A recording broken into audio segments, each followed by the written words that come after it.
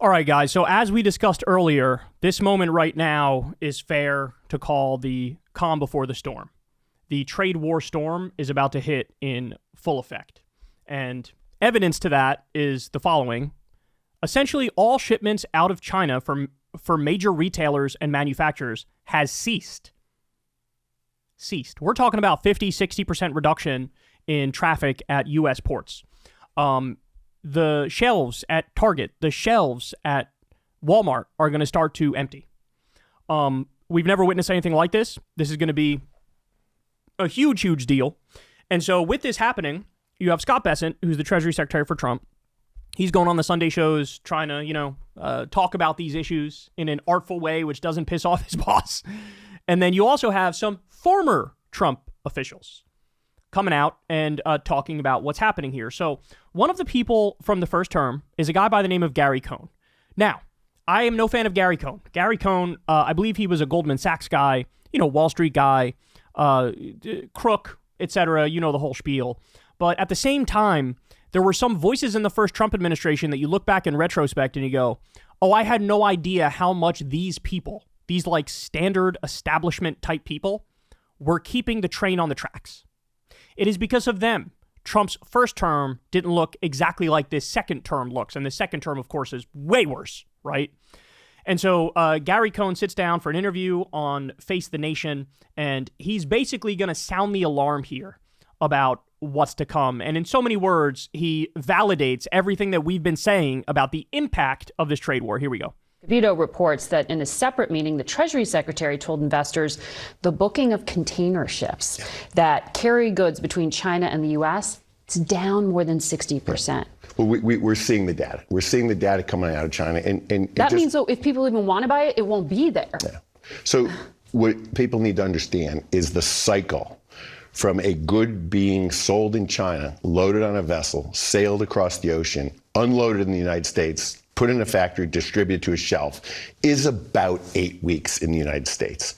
So if you go back to the April 2nd date when the tariffs kicked in, you're talking about seeing the effect really May 2nd. So I would say the last couple weeks of May, you'll start seeing this effect here. So, we're a few weeks away from starting to see the early effects of what will happen in the transportation of goods. That's him saying, yeah, it is the calm before the storm, and the storm is going to be really bad. That's what he's saying there. About there's a little bit of a latent effect here in terms of when you really get the full experience of the trade war, but it's coming. It's coming. All right, more. So now he's going to give his perspective on the tariffs that Trump is so excited about.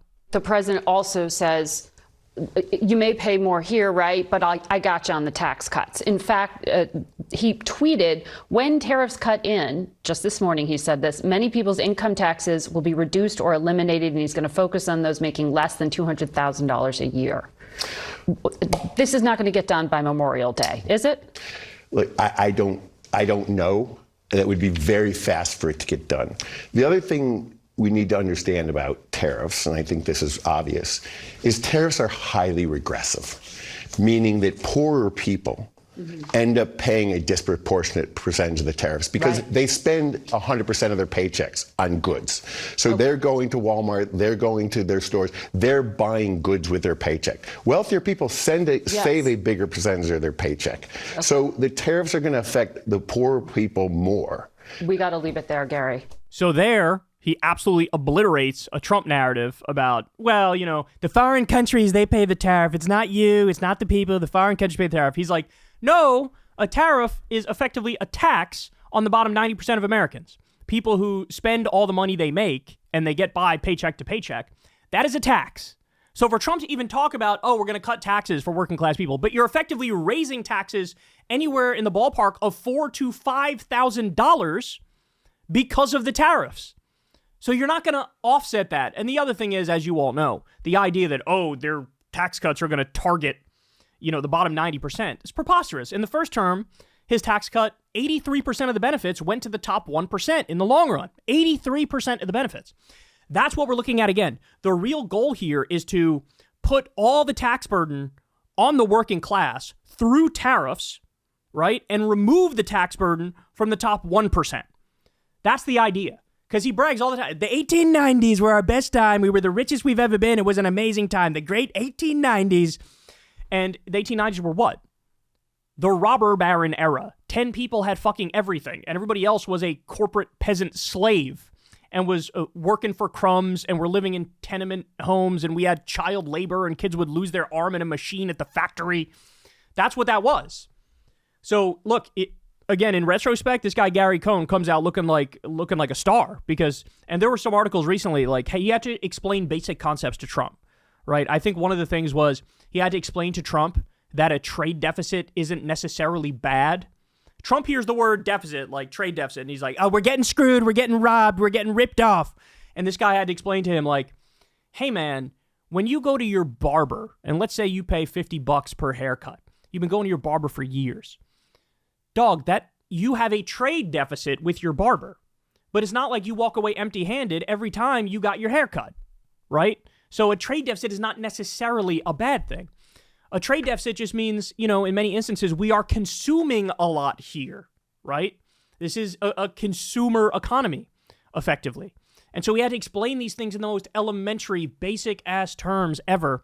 And there were so many times he said, look, I hit a brick wall. I would explain something to Trump, and then I have to retool it. And I'm sure that this guy, there were many instances where Trump said, I want you to do this thing. And he's like, yes, sir, right on it. And then he just went and didn't do it, knowing that this would be catastrophic for everybody. So in retrospect, these sorts of guys, the more establishment types that kept the train on the tracks, they look like fucking superstars now. Because now Trump is surrounded by Pete Hegseth and Kristi Noem and the biggest ball-coddling sycophants on the planet who will never tell him no about anything. And now we're all just sitting here waiting for the inevitable destruction of the United States economy. Well, this is effectively, he's sounding the alarm here. He's like, you're going to feel the effects of the trade war, and the tariffs are a massive regressive tax, and this is not going to go well. So this is the former administration official, and notice how he can just go on there and tell the truth, right? Here's the current administration official, Scott Besson. Now, to be fair, Scott Besson is viewed as one of the less crazy people in the administration, right? He's not a Pete Hegseth type. He's not one that's just totally rent my brain out to Trump in every imaginable way, and this'll work out, and we have full faith in the Fuhrer. He's not one of those people. He's one of the few remaining somewhat establishment-type voices, somewhat educated-type people who understands the consequences of what Trump is doing here. But look at how much this guy has to degrade himself to effectively keep the Mad King happy. So he's on this week on ABC, and the host is going to bring up, hey, Trump says we're making all these deals, but the other countries are saying, we haven't fucking talked to these people at all. There's no deal. We're not talking. The fuck do they mean? He's lying. Trump is lying when he's like, we got all these great deals. And so they asked the Treasury Secretary, Scott Besson, about this, and look at what he has to say. Let's talk about the Time interview with President Trump.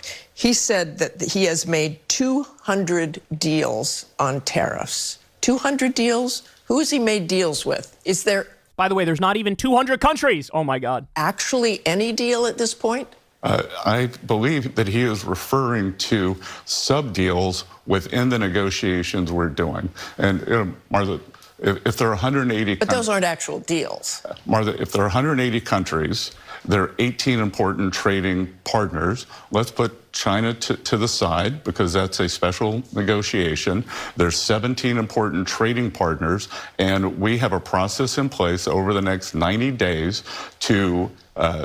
negotiate with them. Some of those are moving along very well, especially with the Asian countries. So, we don't have deals. He must have been talking about the sub deals, bruh. Bro, they initially said there's going to be 90 deals in 90 days. Well, shit, it's already been 15 days, maybe more. How many deals are there? Donut. China is literally saying, we are not going to talk to you until you remove the tariffs. You are coercing the situation. You are bullying. We're not going to cave to bullying. It's not happening. So remove the tariffs and then we talk. So the idea, bro, they're working really hard around the clock. Are you... Trump was hanging out with, what's his name? The football player, Saquon Barkley or whatever his name is. Trump was hanging out with him the other day, fucking golfing at Mar-a-Lago. What the fuck are you talking... He's not doing any of this shit. He's not doing it. it is amateur hour. I say it all the time, but not only are these people evil, they're also incredibly stupid and incompetent. Everything they do, it comes through, bro. But now they're so used to saying everything's fake news. We don't believe the media at all. Fake news, fake news. Well, the media has been warning and sounding the alarm. Here are going to be the impacts of this fucking trade war, and it's going to be catastrophic, and you're going to have mass layoffs, and prices are going to skyrocket, and they're still doing the media, fucking lying media, fake news media. And it's like, okay, well, that's about to happen. Then what are you going to say? Then what are you going to do? They've boxed themselves into a corner, and now you have the relatively more respectable, more intelligent members of the administration castrating himself on live TV like, oh no, we don't have deals, but we have sub deals? What does that even mean? What does that even mean? You don't even know what that means. It's, oh my God. Professional propagandists and liars is what we're witnessing, and it is not even subtle. Hey y'all, do me a favor and like and subscribe. It helps out big time in the algorithm.